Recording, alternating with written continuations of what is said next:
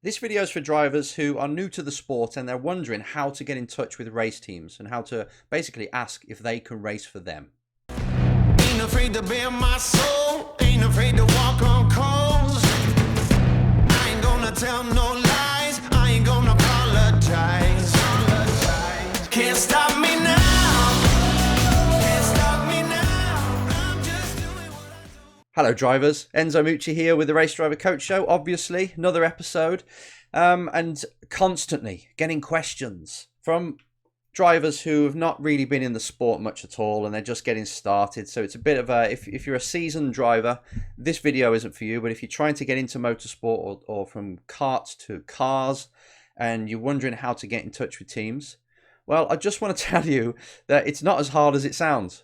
I'd love to say that it's like soccer, it's like football, where you compete at a certain level and a team spots you and then they allow you to play with them, with their team, sign with them, and you can just work your way up the ladder like that. But actually, in racing, it's kind of like glorified track days where, say if I've got quite a big bank balance, I've just got my race license, so I can now race nationally, because normally when you need a race license, you go to a race school, you go to Silverstone, you go to Laguna Seca or wherever there's a race school, and you phone them up and say, right, I need my race license, I want a race license because I want to go racing. And they say, okay, we've got these courses, a half-day course or a 2-day course. I personally went on a 1-week course with Jim Russell Race School. I'm not even sure if it exists anymore. I know it doesn't in England, but it might be still in Canada and other places. But you go to this race school and they train you up, and at the end of the course, you get your nice race license, which then enables you to go and race. National level. We used to call it National B. And that's basically the first license you get. And then when you get 6 or 10 signatures, race finishes, then you can upgrade it to a National A license. And that allows you to race in bigger races. And then you can get to international license, which is international C is what I had. But then if you want to do something like F3, you need an international B license. So really the only tier system is the licenses. And all you've got to do is get your license. When you've done a few races, you can upgrade it. But if you're just doing a national championship, a local one, you just need the bottom license. Don't worry about it. So when you've got that, right, that's going to a race school for sometimes half a day. You jump in a car with an instructor. They make sure you're not crazy. They make sure you know the basics. You do a theory test, which is really easy questions about motorsport, you know, what the flags are and safety stuff like that. You pass that, you get your license. Not hard at all. If you've never raced anything before, but you go to a race school, you're most likely going to pass. They want to pass you, unless you do something silly in the car and turn left when they say right, or you just don't look like you could handle a car on a track on your own and you're not safe. And if that's the case, they just rebook you in for another test, and then you know what to expect. So it's not the end of the world if you don't pass the test. They're really there to help you through, help you get through, and it's in their interest to get you past, because the more drivers they've got in motorsport, the more healthy the sport is. So you go to a race school, you get your license. Sorry, the door just went. And then after that, you're thinking, okay, I've got some money in my account and I want to go racing.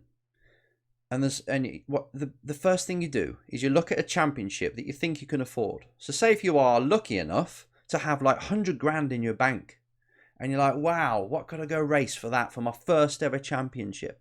And you take a look, and maybe you like the saloon cars, so you think, right, I can go and race the mini championship, or the MX-5, or Clios, or Fiestas, or something that's kind of smaller, because that's all you can afford. And then you look on the website for that championship, and you see a list of all the different teams that run cars in that championship. And all you do is contact them. It's literally all you do. You look at the website of the actual company, the team. You phone them up, say, right, I'm looking to race in whatever championship is that you run cars in, and I'm interested in running with your team. Can you send me some kind of proposal or brochure that shows me how much it costs and what you do for that? And they will, most likely. They will say, okay, don't worry, what's your email address? They'll take it down. They'll ask you some questions, and they'll send you a brochure that says, we will provide. I'd love to show you ones that I've got on my email, because I've got hundreds from companies, from race teams, but it's kind of classified and they probably don't want their prices put out there, so I won't do that. But what you get is a proposal, like a 4-page brochure, kind of saying, we will provide a car for the 2021 championship, the mini championship. For these rounds, you'll get 2 test days, you'll get a set of tyres at each round, entrance fees included, insurance is included. That's just typical, right? It might not be this, but just what they usually say. And they break it down and say it's this much. And you pay monthly, or you pay in 4 installments. That's it. You then got to sort out your race gear, like helmet and suit and stuff. And then you go. It's really that simple. Even when you get into like single seaters and you want to do F4, it's the same thing. Okay, the very top team or teams that have just won the championship, because they've got 3 seats available to sell, for drivers. They're just running cars for people, obviously. They've got 3 seats, and they've probably got 7 drivers that are interested. Then they can select. They can say, right, we choose to have this super fast one who probably hasn't got as much money, but we'll take him on because we've got another good chance of winning the championship if we have that driver. Then we'll have a driver that's pretty good, hopefully another one that's nearly as quick, and a third one. Now, if the third one has to be someone with lots of money but not really that quick, then the team might select that. It depends on the team's financial security at that time. They might just want to have 3 fast drivers. But really, they can then choose. But when you start to get to the teams that are finishing 3rd, 4th, 5th in the championship, they will normally say, we just need drivers. Because a driver brings 200,000 to us, and we need that to survive. So if we've got 3 drivers paying 200 each, that's 600 grand income we're getting for next year. And they have to live off that. They have to run the 3 cars. They have to pay all the staff. Because, people say, 100 grand to run a car. How's that possible? Or 200 or 800. But by the time you've paid your 40 grand for your engineer, for that car, the 2 mechanics, if there's 2 mechanics, they're probably on 30 grand each. Then you're going to get the truck. Well, the team boss needs to earn money. All the bills in the workshop need to be paid. The truck, the cars themselves, just the general maintenance. It's amazing how much money they spend. That's why a lot of the time people run themselves. They go out there, they buy a race car, they get their friend to mechanic, they don't worry about an engineer, and they just try and win anyway, which obviously is not as easy. Because a race team's got all that experience. They've got the pretty much best people on the job. So they're just way ahead. They've got all the data, engineering help they need. So that's why it's good to be with a team. With a team, you just turn up and drive.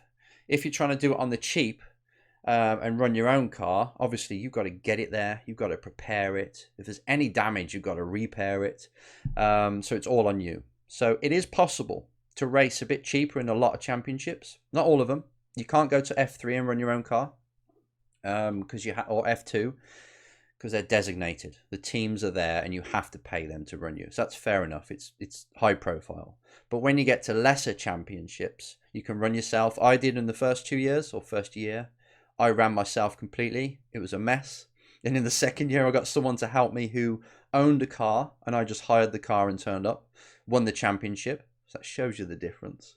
I was driving pretty much the same probably, but I just won the championship when someone else was developing the car for me and taking care of it and taking it to the track. And ever since then, I race for teams. But in general, that's it. You say, I've got my license. I'm going to go for this championship. I'm going to call the teams up, get them to send me a brochure to say, this is how much it costs to run with them in the season. And that's really all there is to it. And even in like British touring cars at that level, it still runs like that. It's still a person calling up saying, I've got £500,000. And most teams will say yes to that, unless it's a manufacturer team where they don't need you to pay them so much, or if they're full with drivers. But the rule is, if you want to race in a championship, look it up on the internet, contact all the teams that you're interested in, phone them up, email them. You don't have to talk to them. Email them, get a brochure or a proposal sent, and they'll send it to you. It might be a bit early now because we're in October, so they'll send you one that was from this year, but they'll say the prices are similar. They don't know the calendar for next year, so that might say, well, we think there's going to be 8 races, but due to COVID, we don't know. And normally, if it's just for argument's sake, it's 100 grand for the budget for the whole season, and that's all your racing included with some test days and everything. Literally, just turn up and drive. Then they'll probably say we want 30k up front. So the 30k would be like February, the first payment.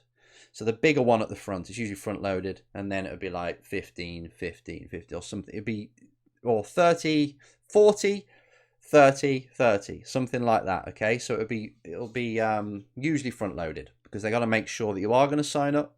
They've probably got to buy a new car for you or do a big rebuild. So most of their outlay is at the beginning of the year, and they've got to make sure that if you're signing up, that you're covering for that at least, just in case you do one, or you run out of money halfway through the season.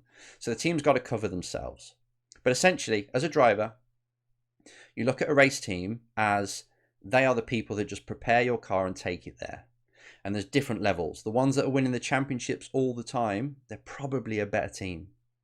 And they've had better drivers there, so they've got better data to compare it with. So usually you go to a better team.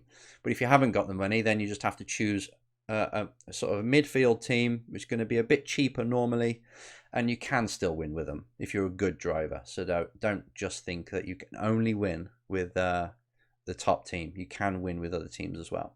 So that's it. It's really simple. Get your license if you're a newbie, and then just call around, get them to send you budgets, and then you get to learn how much it costs, and then you got to worry about how to get the money together. That's the next thing. But essentially, that's it. You pay to play. Can't stop me now.